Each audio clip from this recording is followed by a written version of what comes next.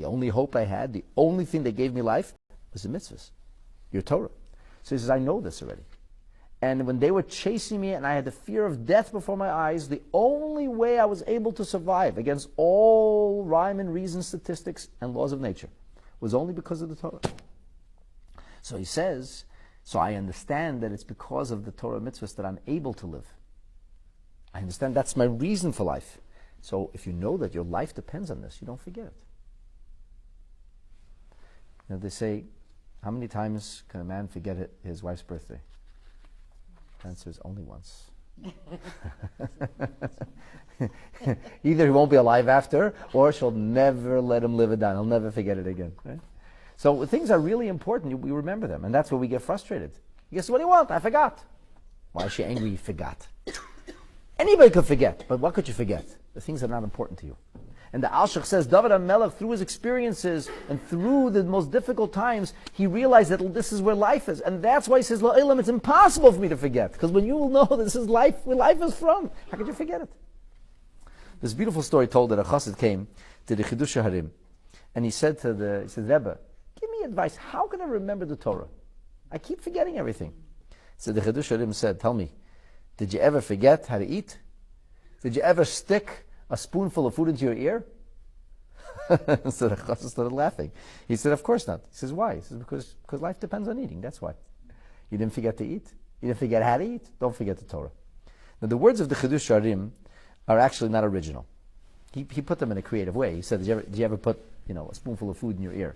But these words really come from the Ri Chiyun, the Rebbe of the Abarbanel, who lived many hundred years before.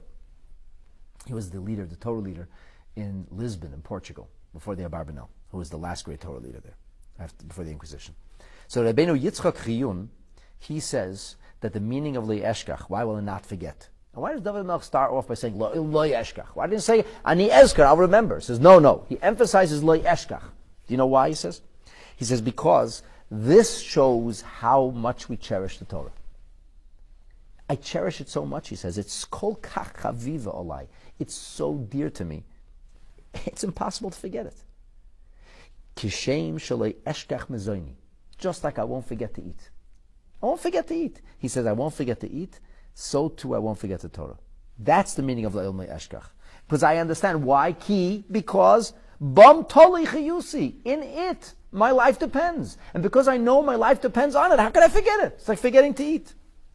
Rabbeinu Yitzchak Chiyun says elsewhere, this is in his commentary on Tillim, but in his commentary on Masechet Avot, which I also referenced before, the idea of forgetting Torah, not forgetting Torah, right? So there, Rabbeinu Yitzchak Chiyun wrote a commentary on the Pirkei Avos as well. He says that in a person's worst of times, in the end, nobody forgets to eat.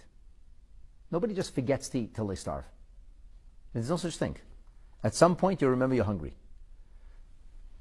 You've heard stories of people who aren't eating and people are worried about them. You have to get them to eat. And I've heard people say, leave him. Leave him, he'll eat. He'll eat. Trust me, he'll eat.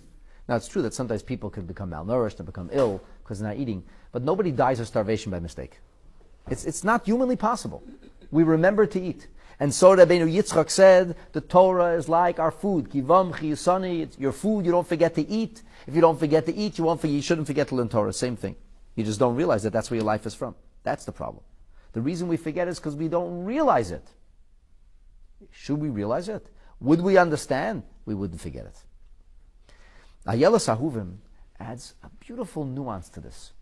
And he says, a baby is nourished through his mother's milk. And the baby actually becomes what his mother is. The baby is not only nurtured by his mother in her own body for 9 months, which is why being Jewish comes from our mother, because that's really who we are. The father kickstarted a process. It did nothing. You are your mother. You're a piece of your mother. The connection we have with our mothers is unbreakable. Our mother carried us. Our body, our physical existence is an extension of our mother. So our mother carried us, and then our mother fed us. And most of us were breastfed. And when your mother feeds you with her milk, the Gemara says, Masha'ime echeles, that's what the child eats. It's basic science today. And that's why we have this idea that the manna didn't taste like certain foods, because it wouldn't be good for the babies. And nursing mothers are supposed to avoid eating certain foods. So the mother's body actually produces milk from the things that she's nourished by.